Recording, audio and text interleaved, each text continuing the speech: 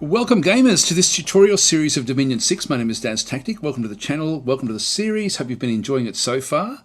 Special thank you if you have been supporting the channel, whether that be through memberships or through Patreon, through coffee.com, any of the myriad different ways in the description.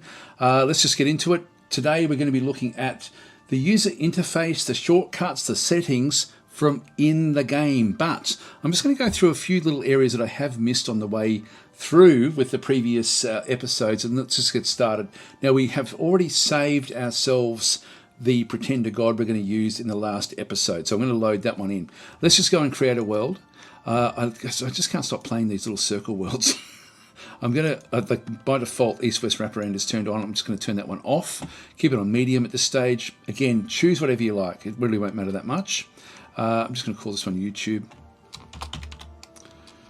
which will be wanting to replace another one. So I'll just delete the one that was there, Middle Ages. Now, in here, one thing I didn't show, I don't know if it was there before, but anyway, one thing we can do is if we press the question mark, everywhere you go, shift question mark will give you information. And there's some really cool things in here where you can sort of go and remove the last player, add a new player, things like this. I did go through at the time how different things were, but I didn't actually look at the question mark. Restrict all random to land. And so if I just go and press Shift L, bang, all random land nations, do that. Choose your faction. We're going to be playing Jotunheim. So with a human player is Jotunheim, all normal AIs, and the AI type is just going to be random. That's all we need to do. I just wanted to show you that one. So Shift question mark, you can restrict, like if I made them all go back to random, I can remove all the players. There's so much you can do in here nice and quickly. So again, it's just handy to know these little things. I'm going to click on OK. We're playing as Jotunheim. We go. We've already did this on the last episode. Control L again. Shift question mark. Control L. Load the Pretender design. So Control L. And we're going to choose Grand Oak through there. So we bring this one back in. So that's fine. We can tweak it here if we wanted to, but we don't need to. So we'll just click on OK again. And Grand Oak is fine for the name. We'll just go and click on OK. Now, in through here, I did go through earlier the settings in through this one as well, but Shift question mark, you do actually have another one where you can Control S and save the settings, or Control L, load the previously saved settings. Now, I did actually load a series of settings. You don't have multiples, but let's just go Control L and load them in, and you'll find that there'll be story events will then become enabled. I did try to save it with renaming allowed, but it didn't actually remember that. So Control L, game settings have now been loaded. So we now have minor story events. We've turned on this score graphs. It seems to be just this middle area that is affected. I do want to have renaming on, so that should have been picked up in that one. I think that's a bit of a bug. Again, I'm playing with the beta version of the game. There may be some changes since then. Our thrones, I'm just going to go across. The settings, it doesn't remember the throne settings, so if you do have this turned on, then just do it. I'll just set this one to a 100 turn limit, just so we start to at least finish off the game relatively fast. And I'll still keep the ascension points at 6. I've covered this early on in this series, so I won't go through, but I'll just grab a couple of level 2 thrones in there as well. So it's 10 ascension points total. We just need 6 to win the game. Okay, done, bang, into the game itself. So nice and fast. Now we are going to start talking about what the game is, what some of the setups that you're going to be wanting to look at in the actual game itself. And there's a bit to talk about here. There's some really important ones, and so I'm going to start off with those. So at least if you sort of lose interest and bow out fairly early, at least we'll have the important ones out of the way. So it does take a bit of time for it to build the map. I have had a crash in here with the beta version, but it seems to be okay. This one seems to be working out. Oh no, it does have a crash. I'll start again. Yeah, so that crash that I'm getting, it's a beta version of the game I'm playing, so I'll just reiterate that. We are bug testing and checking little things, but the game is generally very, very stable. So anyway, I'll report that bug, and it's still a week out from the launch, so I'm sure that will be fixed by the time the launch is done. Now, these messages that you get, don't worry too much about them. These are always the same. It is a bit of an intro into the game. It's always pretty much the same, so I just ignore them at the very, very start. When you come back out, there's a few different things that you'll sort of see. Now, I can't remember what's default and what's not default. I'm just going to go through the settings with what we're seeing through here as well. So Jotunheim is in the middle. Sometimes when it's like this, it's a little bit too far out. Just use your scroll wheel to just zoom in. So that's one really handy user interface tip. Anyway, let's get into it. To change the basic settings in the game, there's a few things I would strongly recommend that you set in through here. Just go up into here where it's the or escape. Press escape or this button in the top right corner. So click on that one. Now you can view the game settings as to what you're actually playing, so you can sort of view that one in through there, which you don't really sort of need to worry too much about. The preferences in through here is the important thing that you want to be establishing. Now there's a few things that may be off by default, and for example, map move on commander is usually off by default. Warn on end turn is usually off by default. Those are two things that I would strongly suggest that you put on. So I think the rest of it is the defaults. But so just to go through what they actually are, if I just press escape and exit, if I now end my turn, it'll just end the turn and won't give me any sort of warning that I've done nothing with these units. Is it the end of the world? No, it's not. But is it can it be the end of the world? Yes, it can be. So you're better off making sure that you've reviewed every single one of your units before you end the turn. So the easy way, and I'm not going to do it because it'll then show you the end as such. The easy way is to just go through. Oh, by the way, the game is essentially an Iron Man mode game, which means that there is no save. When you end your turn, the game then sets up everyone's turn. It's a WeGo system where everyone plays at the same time. It processes the turn and then saves that. All you can do is, as a single player game, is to come in and either load at the start of your turn, or if you start to make changes, you can then save where you're up to and then come back and load that. But there's only one save, so just be aware of that. You can get around it by creating zip files and things like that, which I won't go into, but it's not a game that has a save. I wish it did, because it's such a good way to learn games, is to actually have something that you save and then come back in and retry a few different times to test things out. I would still recommend doing that, but I might do a separate video on doing that, just so you get used to it. Like if you are interested, maybe sort of leave a comment if that's something you would be interested in seeing how that one does work. It's a good way to learn the game. But in this case, this game, even though it's a complex game, doesn't have a save function where you can go back previous turns. So just be aware of that, which means that you have to be very careful what you do during your turn. So when we go into the preferences, most of these will make perfect sense. The map move on commander tokens, what this one does is, if I click that one on and press exit and have a look, you'll see a little number. This number here through here, the 12 and the 18, is their map movement potential. It sort of shows what they can actually move into. Now, I've done a video on what map movements actually are. In this case, it'll be the slowest unit in their actual army, is limiting them to 12 moves. On his own, if we go and have a look at him, his actual map move is 14, but the slowest unit is 12. So he actually would, if he was on his own, it would be 14. In this case, it's a 12. So it just gives you a bit of a feel for what the map move actually is, which I think is cool. So that's actually fine. It's not a critical one. The one that is critical, though, in preferences is the next one, warn on end turn. A warning will appear if you try to end your turn while there are still idle commanders. This one is your fail safe, so make sure you turn it on. And so what this one does is, if I go back out of the game now and end my turn by clicking this button in the top right hand corner, it will then say, are you sure you want to end the turn? Two commanders are doing nothing. I can just go cancel, because defend is a nothing result essentially. So if they're only defending, it's not going to be that great. Now, a few other nice to haves and a few others that you may want to turn on during the game, let's just go through some of those in the preferences, is you may want to turn on at some point multi-turn movement. This will enable you to set your commanders to move more than they do in a single month and have them continue on that move automatically the next month. What this one does, I tend to keep it off until I really have like armies that have got a long way to go through my own territory where I know it's safe, and I just tell them where to go basically, and then just turn after turn they just move towards the front, which means I don't have to think about them.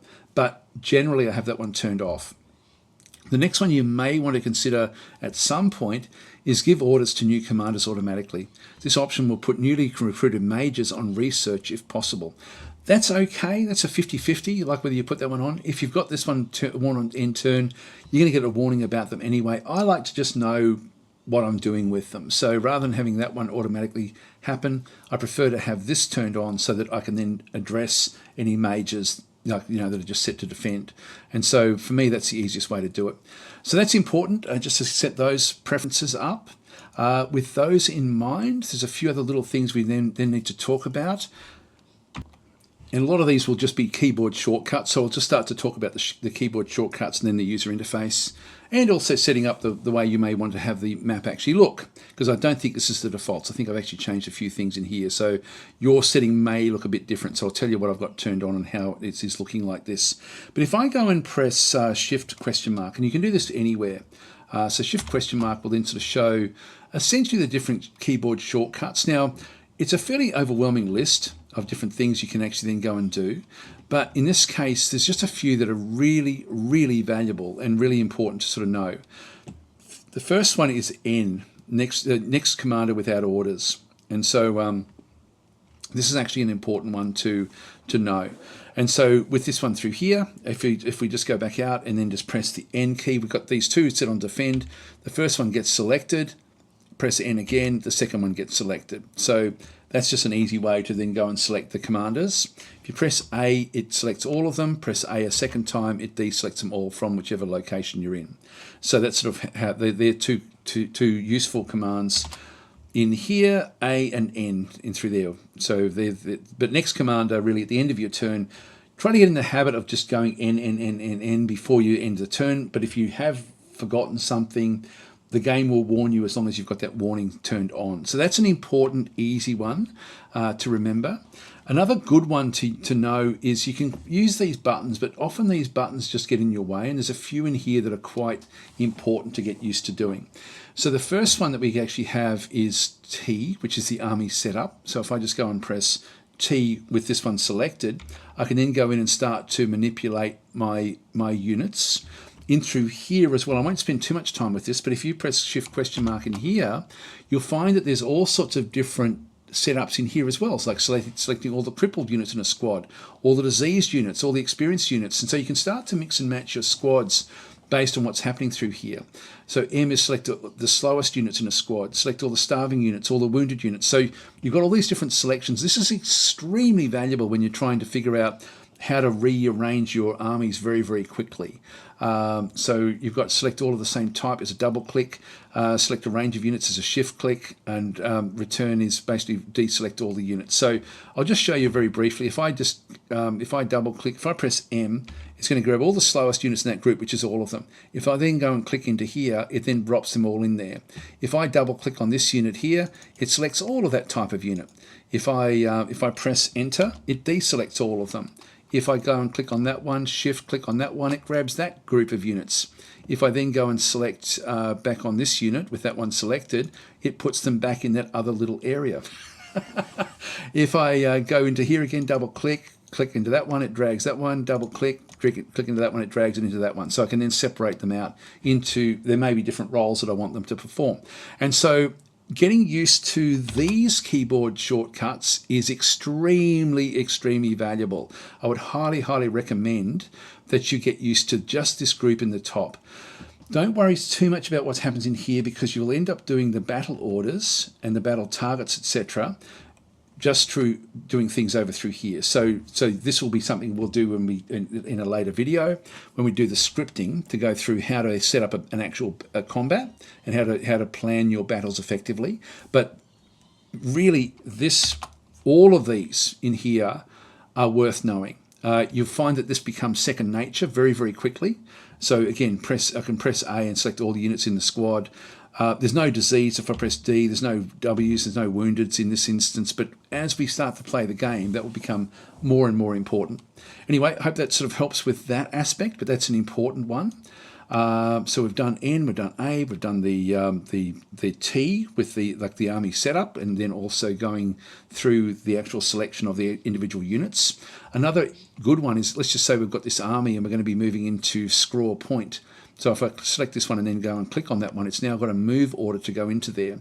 Let's just say I've got a whole lot of different units coming in from different locations and I want to plan for the attack. I can go to every single one of these units around the outside and press T and then go and manipulate what the orders might be, or I can just go to the unit that they're all moving into and press Y. And so if I just press the question mark again, this one here, view units going to the current province. And this is extremely useful again. So when I've got that one selected with this unit moving in there, if I press Y, I then just see the unit moving in. If I go and grab the other unit, like the other one through here, the scout unit, if I go and press that one, notice how this one's now sneaking in, so it's not actually moving. If I go and press this one and press Y again, he's now coming in, but look at this, it's showing that he's now sneaking in, which may not be what we want. So we can see a lot in through here. If there's teleportations, we can turn them on. We don't have any, but if there was, we could turn them on to see them coming in as well. If we grab that unit from back in here again, if I control click, he then moves. So he's now moving. So control click is a move. Left click just on its own is just a sneak. And so I can have him move by control clicking. If I now press Y, whoops, hang on, I need to do this one. Y into here. He's now coming in as one of the combatants. So I hope that makes sense. That's another you'll be using this a bit. I certainly use this one an awful lot, just so I can sort of manipulate and work out what battle orders I have to give. So that's a very, very useful one. If you go and grab the units and then just go and click back, it'll just go back into defend. So you don't need to do anything else in through there. So they're probably the most basic of the different commands that I tend to use a lot. But again, just have a look and see if there's other things that you want to use. Another one that is really something that I would do nearly every single turn is recruit. So when we have a bit of look through here with the next one across, we've got army set up as T, where we can sort of give the battle orders and change the layouts of the forces and get the scripting done. But the recruitment is also critically important, particularly for your home province, and there may be other provinces where you want to be doing this as well. So just press the R key or press recruit from up the top through here. And so this one, you can then go and start to recruit your units in that other side. Just be aware that you can turn on recruitment, which is something you'd probably be wanting to do at some point in the game, at least for some portion of the game as well, just so you don't forget to do the recruitment. The game doesn't warn you if you've stopped recruiting. Other things that may be useful, bid for mercenaries. I tend not to bother with these too much, but you can certainly do that if you're wanting to. This is like a group of heavy horsemen that are going to cost a lot of money to actually bid for, so I don't think I'll bother with those. Back and through here, you've got Read the Province Chronicles. This is sort of like a nice nice addition, which gives you a little bit of information like that can sort of enhance the role play aspect of it. So Jotunheim is a densely populated province with rich in taxes, very orderly, blah, blah, blah. That one's interesting though, because it does give you a summary of the story of each little province, and that's a really quite nice little addition, just as a bit of a diversion, just to sort of get even more immersed into the actual game itself. Then we have some pretty important little areas in through here, but I don't usually use this. We'll read messages. You do use that one. Send messages back in through there. It's this one here though. This is the nation overview. Now, when you've only got one area like Jotunheim, in this case, it's not really all that important, but F1 is the one that you tend to use. So all the F keys, all the early F keys, you do tend to use them a lot. So if I press F1, and it's safe to press these, it's not going to do any sort of anything. If you can get it wrong, F1, you can turn it on or off. This one gives a nation overview, which gives you really important summaries as to what leaders are there, what they're doing, what the income is, what the unrest is, if you've got unrest sort of problems, what the resources are that are available there, what the supply that's available at a province actually is, what the supply usage, like how much of your units are eating supply and what the supply actually is, and not the number of units, but the number of supply. You can see they're commanding 12 units in through this side, so this guy has got 12 units. And then the province defence in through there as well. Now, I'll talk about all these when we get into the actual game itself, but this is such a useful screen when you've got lots and lots of provinces to manage, because you can very quickly see where there's a problem. It also shows you what magical sites you're aware of. By the way, you'll always know all the magic sites in your home province. Don't bother searching for sites there, because you won't find anything else other than I'm pretty sure you won't find anything else other than what's already been found there. And then the site searching, what level of magic paths you've used to site search different areas. And so again, that can be important to try to find different locations, which we'll get into in the game as well with the site searching. But this is such a useful screen. That's F1. F2, if we just go through all of these, this is the score graphs. This will make sense as we sort of get into the game. I've turned these on so we can start to sort of have a look and see, what the different factions are going to have over the time. And so this will be a good way to learn the game, to sort of gauge where you are against the other factions. Don't worry too much if you end up miles behind in certain areas. Each faction plays very differently, so don't be concerned about that so much. F3 is the Hall of Fame. This is actually something we'll again talk about in game. F4 is the Pretenders of the World. This is a great way to learn who you're up against and what they're actually doing. And so in this case, there's us down the bottom through there. So we can sort of see what sort of units we can then recruit, who we're worshipping. And every pretender has got like a little bit of a summary as to who they actually are.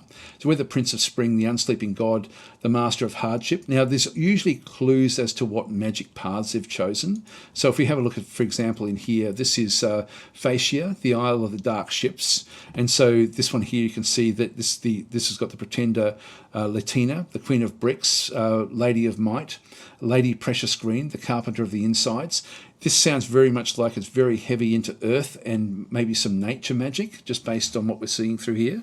And again, you can have a look at the actual units that they've got just to get a feel for what to expect if you come up against them. So it's all there for you to have a look at. You just don't know exactly what they've chosen for their dominion and scales and magic paths, etc. But you get a few clues based on the name in through there. So all the different factions are in through here as well. Completely different. Every single faction plays so differently in the game. So that one's actually there with the Pretenders of the World. That was F4, I think. Yep, F4. F5 is the magic research. You'll be using this one an awful lot, so get used to looking at this one. Again, I'll talk about this one in the coming episode where we go through the first turn. This is definitely something you want to be setting up early and then just evaluating that one. F6 is the global enchantments. F7 is your magic item treasury. F8 is the magic item overview, essentially. I think this is sort of like what you are capable of building at any point in time. F9, I don't know if there is an F9, is there? F5, all the way through. F9, Thrones of Ascension. These are important to know as well. Each of the thrones, and I'll just show you where they are on the screen. There should be, there's a throne there. So we've got a throne. We don't know what throne it actually is. So there's a throne in at this location that we should be able to then go and take. And so this is a plains and river location, essentially, with this particular throne. These will be fairly heavily defended. But if we go to F9 and just sort of click on that one through there, we don't know which of these thrones that one actually is. So the level 2 thrones will be much more heavily defended than the level 1 thrones. But each of these have got like different abilities, like this one has got ascension points, it's got dominion spread, dominion in through there. It brings in minus 200 gold per turn. So this is actually the throne of bureaucracy. So it actually costs you gold to have this one. If you claim it, you don't have to claim it. But you want to claim it if you want to get the victory, but you might leave it until near the end. So Dominion's conflict bonus back and through there, and Dominion province defense conscription goes up by plus 10. So province defense in friendly Dominion will be automatically recruited up to this level. So that's actually cool, actually. So that actually does help across your empire, but it does cost you this 200 gold. This gold directly is to or from the nation's treasury and will not afflict it by unrest or a local event. So it's an expensive one, but you have to claim the throne to actually get that one. Again, I'll show you that in game. Again, each of these have got different abilities. That one's a pretty boring one. Throne of Water. You end up being able to recruit a Hydromancer. Hydromancer's got 3 water magic, which would be pretty cool to get that one, for example, if that was the one we were looking at. 2 water gems per turn as well. All sorts of different things come in with these. The Throne of War. We end up with province defense conscription goes up again as well. And there's so many of them that can come in. Like there's like these blood slaves for the lower throne, fire magic with fire gems coming in that way. Throne of Twilight, we're getting glamour gems. Throne of Winter, we end up with getting the Mage of Winter with that recruitment. So we end up with an old mage that comes in with death and water magic. So there's a heap of them that can be set up randomly when you play the game. These are the ones we're playing in this particular map. So they're all useful as well. So For the user interface, it is worth getting used to what these all do. And some of the keyboard shortcuts, as I said before, going back to your home province, press R to get the recruitment. That's a very common one. Press N to cycle through your commanders. Very, very common. Oops, I don't want to do that. Press A to select all, and then A again to deselect all of them. Things like that. It's not very many you have to learn. And again, it's all there in the question marks just to see what they actually are, to see if there's any that you want. To finish this episode off, let's just go through to how to set up the map the way that you want it to look. And so I like to see the name of everything. So that's something I do like to see. I don't have to see too much on here. I sometimes like to see the Dominion candles. So if I just go back up into here, for example, and just go into the map filters, and you can see there, I can turn off everything if I wanted to, and then just see what that looks like. So I'll just go and turn them all off and just press exit and exit. And so we end up with nothing. It's just a blank map. We don't see anything at all, which is, of course, not the way you'd be wanting to play it. But if with the map filters, as we start to come in through armies and movement, so flags and forts, and then armies and movement arrows in through here as well. But if I just go and exit and turn that one on, for example, we just see the flags and the forts. So we can see the independent areas. We can see our area in through there. But you'll be wanting to have pretty much those two turned on all the time. The Dominion is the border. So I'll just go in through and show you this as well. This is just the Dominion border that we see in through this other side, which is important because it gives us advantages for us to attack into those locations.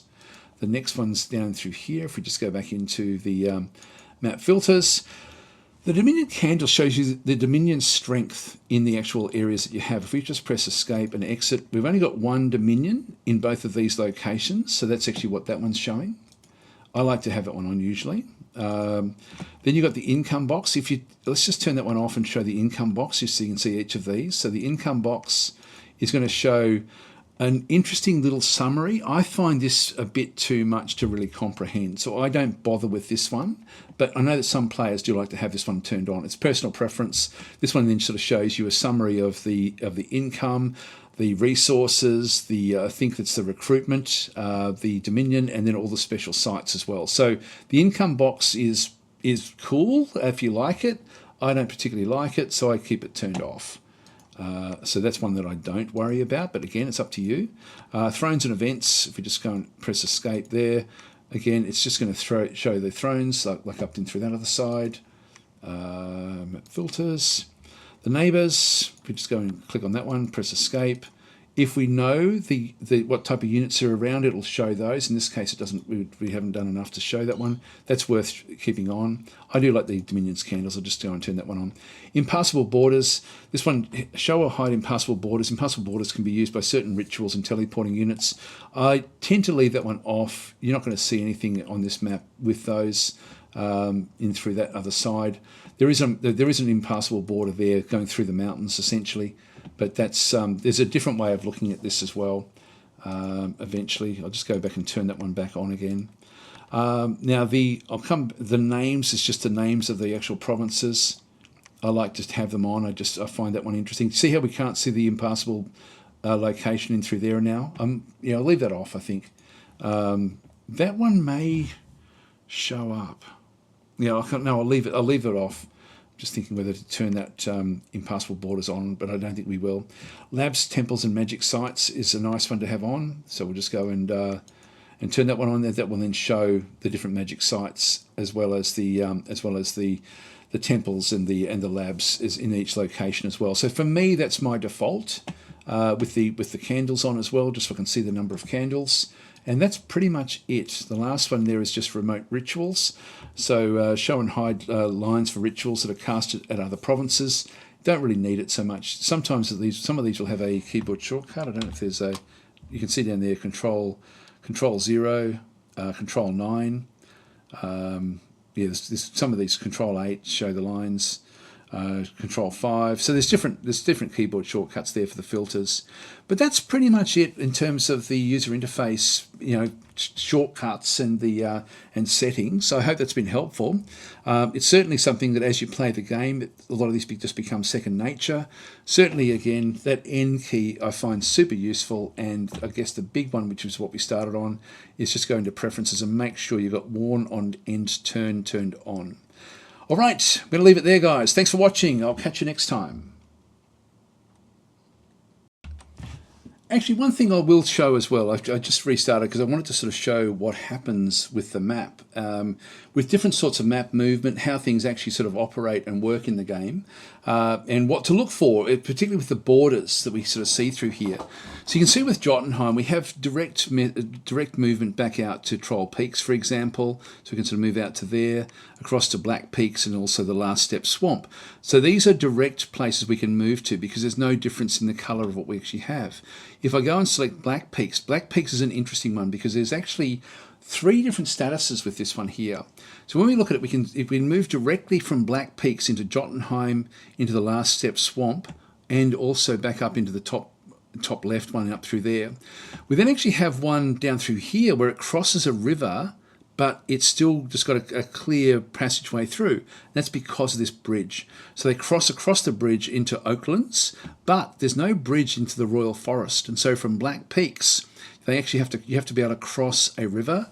Now you need to have a swimming ability to be able to get across that river when it's like this. With Jotunheim, the rivers will freeze over as it becomes colder and colder. When the river freezes, then we can just walk across, and then it will go from a dark blue to a light blue indication that it can easily cross. But at this stage, our units couldn't cross that because we don't have any swimming units. But eventually, our Dominion will reach out that way, and that will then freeze and probably be permanently frozen as well. But that would then allow passageway across from Black Peaks into the Royal Forest. And similarly, back in through here as well, that one's going to, it's going to be a river crossing between those two. Another one that's interesting to see through here as well, so I'll just finish off this episode just showing you these different sorts of statuses on the maps, is we have a passageway through here, and you're thinking, what the hell's that? Look, let's just zoom in a little bit and through here, and also particularly with the one that's above it, what's going on? There is actually, it's hard to see it, but there's actually a line of mountains that actually runs along that border. And so this is actually a thing where there's a mountain pass that runs between those. And these are only open when it's summer, when both locations are set up with where it's basically green and not frozen. So once the freezing happens through here, like once Black Peaks freezes over, or Troll Peaks, probably Troll Peaks will be the first one to freeze over at this point in time. As soon as one of them freezes, this then becomes basically impassable, and that becomes an impassable mountain pass, and essentially that will then be in permafrost, and so there won't be any clear pathway through here. But at this point there is, and this is where the seasons then matter a lot in the game. If these are sort of thawing and then freezing over in the winter, and similarly with the passageway in through here. So it can be an aspect of the game to actually then have a look to see if you do need to actually plan for winters or summers or whatever it might be, and just wait for the frost to thaw in the different locations. Anyway, I thought I'd just show you this with the borders. There's other things as well on the maps as well, like the entry points into the underground, etc., etc. There's a lot of different things like that. But these little border treatments are fairly important to sort of understand what's going on with those, because it will make it impossible for us to cross there. For example, with our current stack, we don't have any sort of swimming ability, and we can cross there until this freezes, and in which case that will then be closed to us as well. Hope it helps. I'll catch you next time.